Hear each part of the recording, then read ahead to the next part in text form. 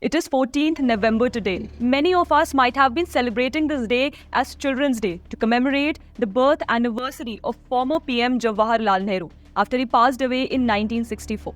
But what if I tell you that all this has been just a lie and more like a PR stunt for self-glorification? Because we have come across certain facts which state that Nehru has been celebrating his birthday with much fanfare ever since he was alive.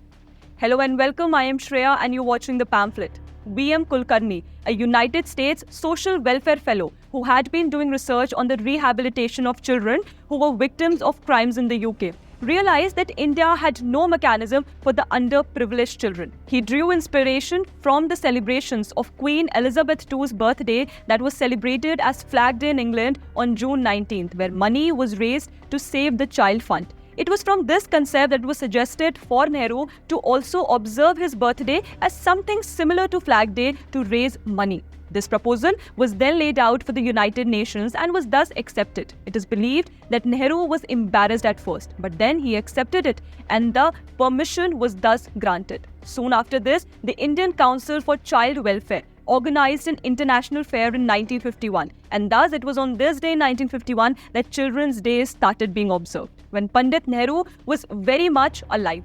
Also, this ICCW body, which I mentioned above, was not an independent body and was somewhere linked to the Nehru-Gandhi family. This was so because the first president of ICCW from 1952 to 1958 was Raj Kumari Amrit Kaur, who later became a part of Nehru's first cabinet and was later the first woman to hold the cabinet rank. In fact, the next president of ICCW was former PM Indira Gandhi herself. Now, this video that you are seeing is from 1954, where Pandit Nehru is celebrating his birthday by throwing garlands from around his neck for the crowd to collect. This personality cult-like celebration looks similar to the ones of movies where Mughal emperors threw their jewelry and necklaces towards their servants out of happiness. There's another perception to this story where the RSS claims that 14th November is not celebrated for Nehru's mere love for children, but it was just a public relations exercise that was organized to please the Soviet Union leaders Bulganin and Khrushchev visit to India in 1955. There was an editorial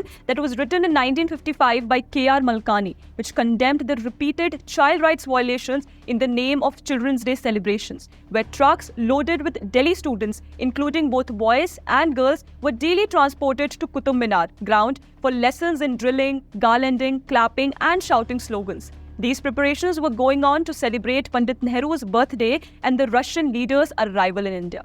Not only these historical accounts, but there are several commemorative postage stamps which clarifies that Children's Day was celebrated when Pandit Nehru was alive. These postage stamps that you see were issued prior to 1964, the year in which Pandit Nehru passed away. Hence, we can say that the celebration of 14th November as Children's Day is nothing but a sheer celebration that was created by Nehru himself and has only been used for self-glorification. And the whole love for children is one of the many lies that is fed to us over the years.